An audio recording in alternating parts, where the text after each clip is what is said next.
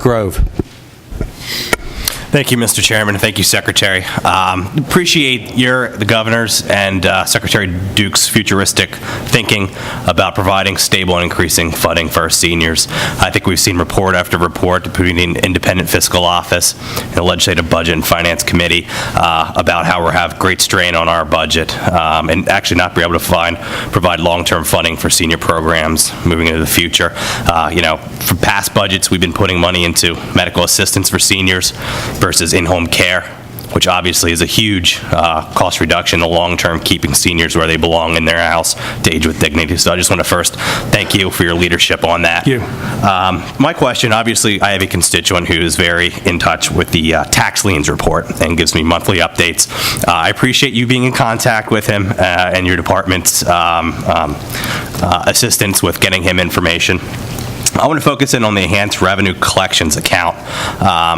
Obviously, in your testimony written, you had how the Act 87-2012 year-to-date collections attributed $98 million to enhance efforts of collection. Can you kind of go over how you're currently collecting owed tax money? And if I'm not mistaken, the tax lien report's up to above $800 million, which is about maybe 1% of the total collections the state brings in. So it is a very, very low amount, but perceptually it's a lot. So can you go over your role in collecting, what the process is, and if you need any further tools to assist yourselves in collections to make sure tax revenue is coming in and putting less pressure on individuals who are currently paying taxes?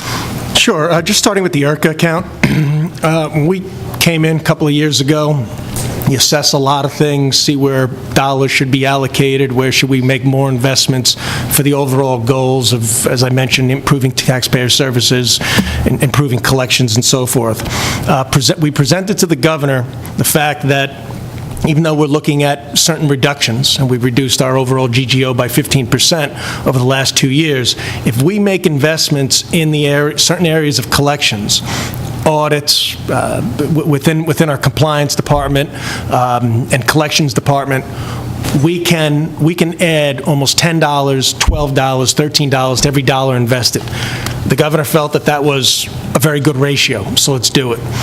We committed to last year putting in $10 million in this year's budget, in the 12-13 budget, towards raising an additional $100 million. We are on track to achieve that. I believe so far we've collected $79 million within the last 7 months.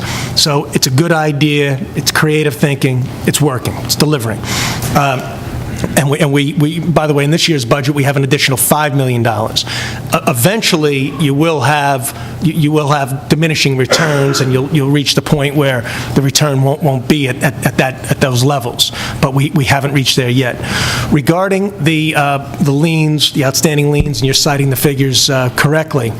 A couple of years back, we purchased a technology that allowed us to access more information to, actually it was in 2009, to put more people, if you will, on liens for all the right reasons, to bring them through the due process period in a more efficient manner with the workforce that existed, but to file liens on them. When you file a lien on somebody, you get their attention. It also gives you other abilities such as wage garnishment. Now we have bank attachment and so forth, and then potential collection agencies. So we've added quite a few people to the lien rolls, but the lien rolls have not increased in dollar-wise all that much.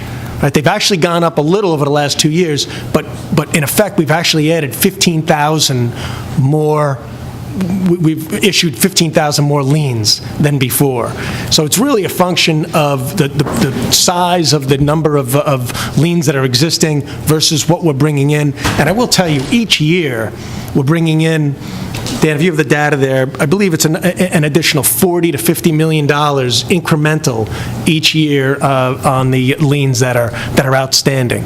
And we watch it very closely. We have a number of metrics in-house related to this, and we've really got a good compliance and collection department. That's great. So the lien is basically that initial step because of due process. Obviously, the department can't walk into somebody's house and start taking their belongings. There's an extended process. Do you see, what are some of the inhibitors throughout that process? Is it just the time it takes through whatever judicial process you have to do the recollection? Well, we actually take versus other states anyway, somewhat of a conservative approach. It's very methodical, it's very consistent, it's very predictable, but we allow a pretty lengthy amount of time in between an assessment and a lien versus other states. Now, it's fine because we've got our eye on them. The conversation is happening, the correspondences are there, but we give people a lengthy amount of time, almost a year, between an initial assessment and a lien being issued.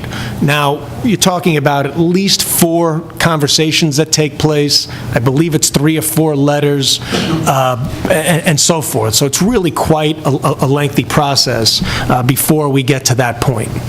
Okay, thank you.